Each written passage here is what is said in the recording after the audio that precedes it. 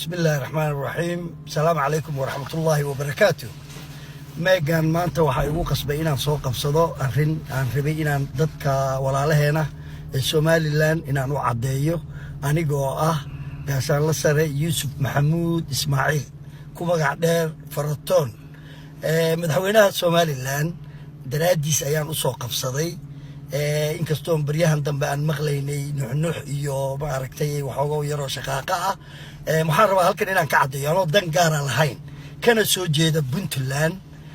sarkaal u dhashay aan ahay reer Puntland laakiin sarkaal qaran ah Muuse Biixi isagoo ciidanka cirka laga soo bedelay ayaa waxa loo soo bedelay xarunta gaashaandhigga ee wasaaradda gaashaandhigga hoggaanka sharciyada iyo heshiisyada wuxuu ahaa Muuse isagoo waaxda heshiisyada ayaa loo dhiibay anna waxaan ahaa waaxda soo dejinta iyo dekedaha ayaan qaabilsanaa wixii qalab ee militariga u yimaada marka Muuse aqoontiisii baa rabay halkan inaan maanta idinka faaleeyo waxa danan laahayna ma jirto reer Somaliland baan leeyahay alfada waa madaxweyne Soomaaliyeed oo aan runtii aad iyo aad intii aan qiinay aan aad iyo aad ma aragtay ugu riyaaqay nin aad u wanaagsan oo dabci fiican sheeko badan kaftan leh haddii aan wax yar idinka sheegana waxaa jiri jirtay isagu waaxda heshiisyadu ahaa anna waaxda soo dejinta maadaama aan ahaa waxaan hayay miisaaniyad yar oo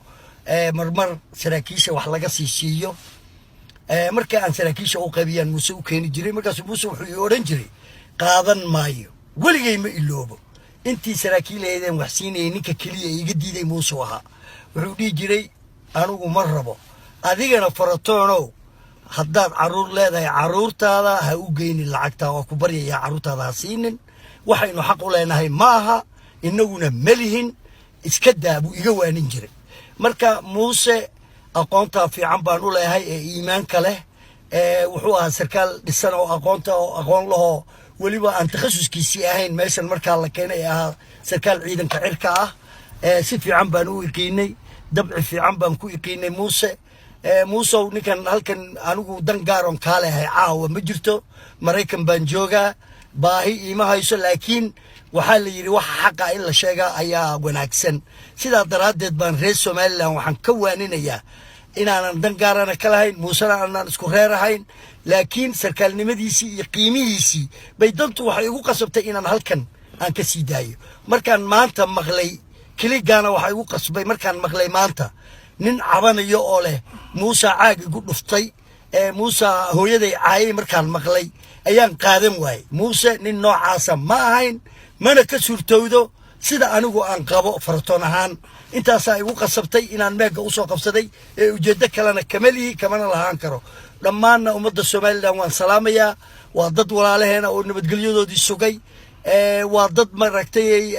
hawlahoodii wata waxaan dhihi lahaa goosashadooda marna anigu raalli kama ihi laakiin meel loogu yeerana ma arko aqal buul gubanaya buul fayow kama naxaad maqli jiray annagii dab baa naga dhex shidan laakiin markaan qabowno oo ummaddu hagaagto Somaliland Soomaalinimaday ku wanaagsan tahay shalayna iyaga yimid waajibkoodiina ma helin waxay xaq u lahaayeen ma helin ma garatay iyaga intay bilaa shuruud bay yimaadeen cidda samayn karta bilaa shuruud oo markii wax la qaybsadana aan waxbaba laga sin adeerow qiimahaasay lahaayeen waxaana leeyahay ummad Soomaaliyeed baa tihiin hormoodka Soomaaliyeed baa tihiin Soomaali waxaan idinka codsanayaa markay qabowdo Soomaali ma kala go'de waxaan idinka baryayaa inaad Soomaali hoggaankeediiba noqotiin wassalaamu calaykum waraxmatullaahi wabarakaatuh